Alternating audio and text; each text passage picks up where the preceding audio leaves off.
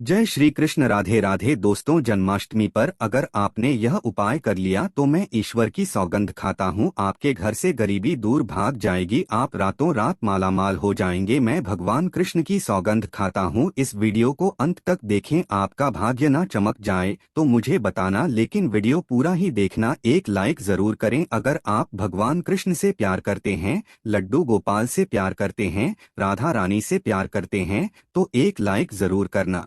जन्माष्टमी बार बार नहीं आती, सच्चे दिल से कमेंट बॉक्स में लिखें राधे राधे जय श्री कृष्णा। दोस्तों, पंचांग के अनुसार भाद्रपद माह के कृष्ण पक्ष की अष्टमी तिथि की शुरुआत 6 सितंबर 2023 को दोपहर 3:37 से हो रही है। वहीं इस तिथि का समापन अगले दिन 7 सितंबर 2023 शाम 4:14 पर होगा। हर साल भाद्रपद मास के कृष्ण पक्ष की अष्टमी तिथि को कृष्ण जन्माष्टमी के रूप में मनाया जाता है। द्वापर में श्री कृष्ण परम पुरुषोत्तम भगवान का जन्म भाद्रपद की अष्टमी तिथि रोहिणी नक्षत्र और चंद्रमा वृषभ राशि में मध्यरात्रि में हुआ। उनके जन्म लेते ही दिशाएं स्वच्छ व प्रसन्न न एवं समस्त पृथ्वी मंगलमय हो गई थी। विष्णु के अवतार श्री कृष्ण के प्रकट होते ही जेल की कोठरी में प्रकाश फैल गया। कृष्ण के प्राकट्य से स्वर्ग में देवताओं की दुंदुभियां अपने आप बस उठीं तथा सिद्धौर चरण भगवान के मंगलमय गुणों की स्तुति करने लगे। दोस्तों, जन्माष्टमी व्रत का महत्व। शास्त्रों में जन्माष्टमी के व्रत को 1000 एकादशी व्रत के समान माना गया है। 100 बार गंगा स्नान करने का जो पुण्य मिलता है,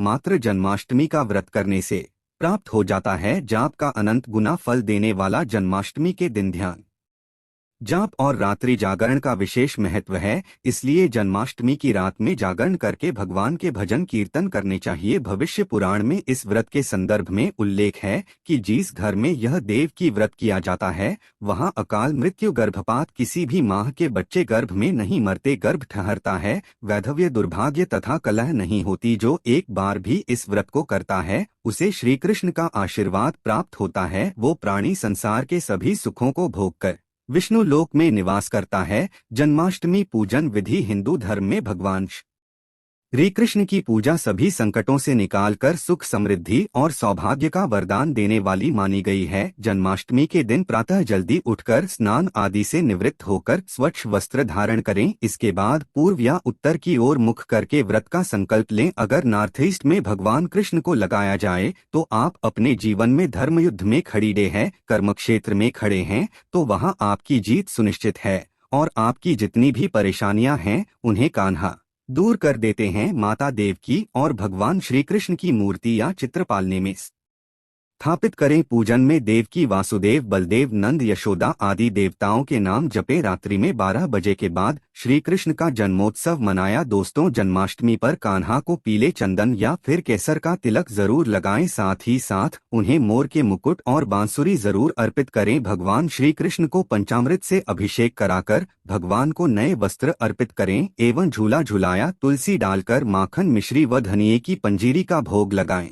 तत्पश्चात आरती करके प्रसाद को वितरित करें। दोस्तों, कृष्ण जन्माष्टमी कब है? पंचांग के अनुसार भाद्रपद माह के कृष्ण पक्ष की अष्टमी तिथि की शुरुआत 6 सितंबर 2023 को दोपहर 3:37 से हो रही है। वहीं इस तिथि का समापन अगले दिन 7 सितंबर शाम 4:14 पर होगा। कृष्ण जन्माष्टमी की पूजा मध्यरात्रि की जाती है, इसलिए इस साल भगवान श्री कृष्ण का जन्मोत्सव 6 सितंबर 2023 बुधवार को मनाया जाएगा। दोस्तों, चलिए जानते हैं जन्माष्टमी पर श्री कृष्ण की जन्म कथा। दोस्तों, जन्माष्टमी की यह कथा चुपके से भी सुनने से समस्त तकलीफ है, बीमारियां सब समाप्त हो जाती है। पितृदोष, मंगल दोष, काल सर्प दोष, शनि दोष तुरंत ठीक हो जाते हैं। आइए सुनते हैं जन्माष्टमी की कथा। दोस्तों, पौराणिक कथाओं के अनुसार भाद्रपद माह कृष्ण पक्ष की अष्टमी तिथि को भगवान कृष्ण ने माता देवकी की 8वीं संतान के रूप में जन्म लिया था। कृष्ण जी का जन्म मथुरा में कंस के कारागार में हुआ था। माता देवकी राजा कंस की बहन थी। कंस को सत्ता का लालच था। उसने अपने पिता राजा उग्रसेन की राजगद्दी छीनकर उन्हें जेल में बंद कर दिया था और स्वयं को मथुरा का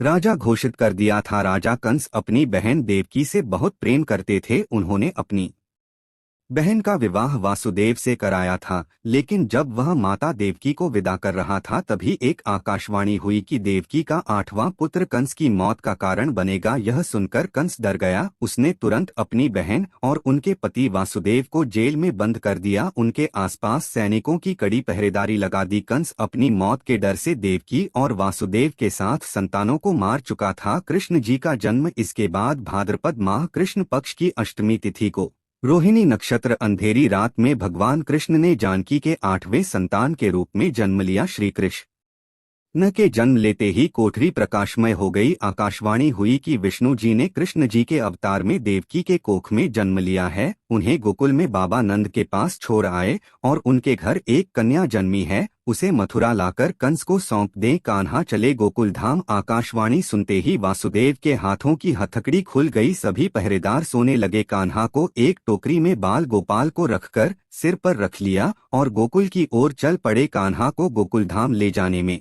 वासुदेव को कई मुसीबतों का सामना करना पड़ा। यमुना नदी कृष्ण जी के चरणों को स्पर्श करने के लिए उफान पर आ गई, लेकिन चरण स्पर्श के बाद वह फिर से शांत पड़ गई। वो कान्हा को बाबा नंद के पास छोड़ आए और गोकुल से कन्या को लेकर वापस लौट आए। जेल अपने आप बंद हो गया और उनके हाथों में हथकड़ियां लग गई। कन्या की रोने की आवाज सुनते ही सभी पहरेदार उठ गए। कंस बंदीगृह आया। वो कन्या को देवकी और वासुदेव की 8वीं कन्या समझ उसे मारने चला, लेकिन वो आकाश में उड़ गई और फिर से आकाशवाणी हुई कि कंस को मारने वाला अब इस दुनिया में पैदा हो चुका है। बाबा नंद और उनकी पत्नी माता यशोदा ने कृष्ण जी का पालन पोषण किया। राजा कंस ने कृष्ण जी का पता लगाकर उन्हें मारने की खूब कोशिश की, लेकिन कंस की सारी कोशिशें विफल हुई और कृष्ण जी को कोई मार नहीं सका। अंत में श्री कृष्ण ने कंस का वध किया। राजा उग्रसेन को फिर मथुरा की राजगद्दी सौंपी। इस तरह से जन्माष्टमी की व्रत कथा पूरी हुई। दोस्तों में आगे बढ़ने से पहले कमेंट बॉक्स में अपनी राशि भी डाल दीजिएगा। यदि हमारे पास कोई उपाय होगा तो वो आकर हम आपके कमेंट के रिप्लाई में बता देंगे। दोस्तों, जन्माष्टमी पर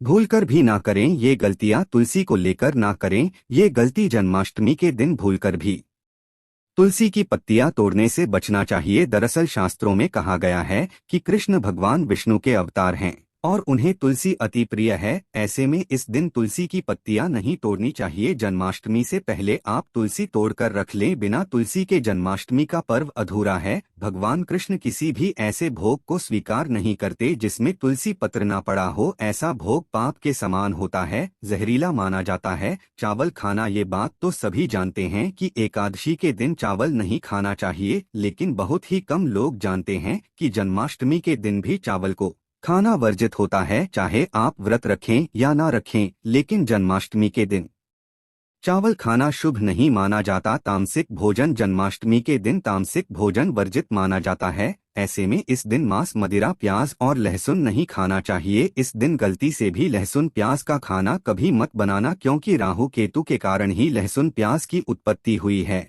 और भगवान विष्णु और राहु केतु के बीच में भीषण शत्रुता होती है। अनादर करना, भगवान कृष्ण के लिए सभी भक्त एक समान होते हैं। ऐसे में इस दिन किसी भी व्यक्ति का अनादर करने से बचना चाहिए। एक बार भगवान कृष्ण के भक्त ने एक व्यक्ति का अपमान कर दिया था। उसी क्षण भगवान कृष्ण ने अपने भक्त को श्राप दिया था। इसीलिए किसी का भी अपमान न करे। गाय को सताना, गाय भगवान कृष्ण को बहुत ही प्रिय है, क्योंकि कृष्ण अवतार में उनका पालन पोषण एक ग्वाले के घर में हुआ था। ऐसे में जन्माष्टमी के दिन किसी भी गाय और बछड़े को भूलकर भी नहीं सताना चाहिए। भगवान श्री कृष्ण गाय को सबसे प्रिय मानते हैं। गाय माता को सबसे ज्यादा प्यार करते हैं, इसीलिए गाय को इस दिन रोटी, फल वगैरह मिठाई अवश्य खिलाएं। जन्माष्टमी के दिन केवल 7 वे खाना खाएं। जन्माष्टमी व्रत में दूध और दही जरूरी है। व्रत के दौरान ताजे फलों के शेक, लस्सी, छाछ या दूध का मजा ले सकते हैं। नारियल पानी पी सकते हैं। जन्माष्टमी के दिन पेड़ों को काटना भी अशुभ माना जाता है। श्री कृष्ण हर चीज में बसते हैं और हर चीज उनमें बसती है, बल्कि हो सके तो इस दिन ज्यादा से ज्यादा पेड़ लगाने चाहिए। इससे घर और परिवार में सुख और शांति बनी रहती है। भगवान कृष्ण सदा पीपल के वृक्ष में रहते हैं। पीपल वृक्ष पर जन्माष्टमी पर जल अवश्य अर्पित करें, इससे वह प्रश्न जल्दी होते हैं। दोस्तों, जन्माष्टमी के दिन ब्रह्मचर्य का पालन करना अनिवार्य होता है। इस दिन पूरे पवित्र मंथन से भगवान की पूजा करनी चाहिए। कम से कम इस दिन पत्नी से दूर रहना चाहिए। जो पति पत्नी जन्माष्टमी पर एक दूसरे से दूर रहते और संयम और नियम का पालन करते हैं तो उन्हें एक सुशील और सुंदर पुत्र की प्राप्ति होती है। ऐसे बालक का मुख्य भगवान कृष्ण की तरह होता है और शरीर भगवान कृष्ण की तरह कोमल होता है। जो लोग इस दिन व्रत रखते हैं तो उन्हें रात में 12 बजे से पहले अपना व्रत नहीं खोलना चाहिए। उससे पहले व्रत खोलने से पूजा का फल नहीं मिलता है और व्रत भी अधूरा माना जाता है। जन्माष्टमी पर करें इन मंत्रों का जाप। भगवान श्री कृष्ण की कृपा से आपकी समस्त गरीबी दूर हो जाएगी। आप धनवान हो जाएंगे, मालामाल हो जाएंगे। आपके घर में राधा रानी की कृपा बरसेगी, माता लक्ष्मी की कृपा बरसेगी। दोस्तों, श्री कृष्ण मंत्र क्री कृष्णाय नम। भगवान श्री कृष्ण के इस मंत्र का जाप करने से धन धान्य की प्राप्ति होती है।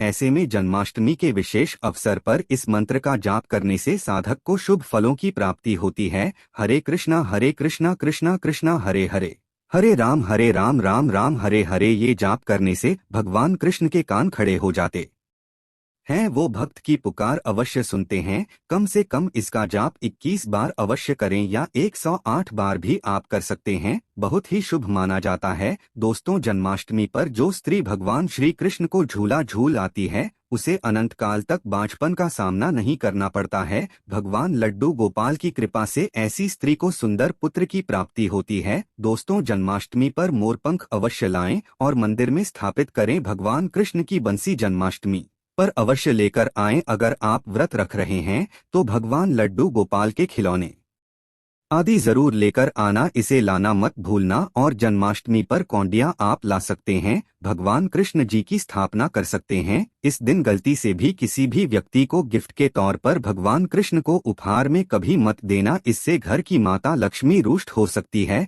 जन्माष्टमी पर सोने चांदी तांबा पीतल की खरीदारी कर सकते हैं, शुभ माना जाता है। जन्माष्टमी पर पालना अवश्य लेकर आना, इसमें लड्डू गोपाल जी झूला झूलेंगे। दोस्तों, जन्माष्टमी पर तुलसी माता के सामने भगवान कृष्ण के 4 नाम जैसे गोपाला, गोविंद, देवकी नंदन और दामोदर पुकारें और साथ ही ओ नमो भगवते वासुदेवाय नम मंत्र का जाप करें। ऐसा करने से सभी समस्याएं दूर हो जाएंगी। माता तुलसी आपके घर को धन धान्य से भर देंगी। जन्माष्टमी के दिन भोग में मक्खन के साथ तुलसी दल जरूर डालें और वो भगवान कृष्ण को अर्पित करें। दोस्तों, जन्माष्टमी के शुभ अवसर पर करें नमक का विशेष उपाय। दोस्तों, मैं ईश्वर की सौगंध खाता हूँ, नमक का यह उपाय करने से आपके समस्त पाप नष्ट हो जाएंगे, गरीबी दूर हो जाएगी, आपकी नौकरी लग जाएगी, संतान प्राप्ति हेतु व्यापार चलाने के लिए भी यह उपाय जरूर करें। दोस्तों, हम भी नमक का यह उपाय जरूर करते हैं। अगर आपने यह उपाय कर लिया तो आपको करोड़पति होने से कोई नहीं रोक पाएगा, भगवान कृष्ण का विशेष आशीर्वाद मिलेगा। आइए जानते हैं नमक का विशेष उपाय। दोस्तों, उपाय है: 1 नमक का पैकेट, 50 ग्राम सूखी लाल मिर्च, 500 ग्राम चावल, 100 ग्राम उड़द की दाल, 250 ग्राम आटा और 11 रुपए की दक्षिणा तथा 1 पानी की बोतल और 5 रुपए के काले तिल। बस इतनी सी सामग्री एक थैली में एकत्रित कर ले। दोस्तों, उसके बाद किसी भी गरीब बुजुर्ग या गरीब महिला को चुपके सिद्धांत दे दे और पीछे मुड़कर ना देखे, घर को वापस चले आए। दोस्तों, आप यकीन मानो, गुरु परंपरा से प्राप्त ये महाउपाय आपकी काया पलटकर रख देगा। दिन दुगनी रात चौगुनी आप तरक्की करेंगे। दोस्तों, ये उपाय हम भी जरूर करते हैं। महापुस्तक और शास्त्रों में लिखा महाउपाय आज हम आपको बता रहे हैं। यह उपाय जन्माष्टमी के दिन जरूर करें। मैं ईश्वर की सौगंध खाता हूँ, आपका भाग्य उदय हो जाएगा। दोस्तों, यह उपाय मैं हर जन्माष्टमी के दिन जरूर करता हूँ। आज के लिए इतना ही। जय श्री कृष्ण।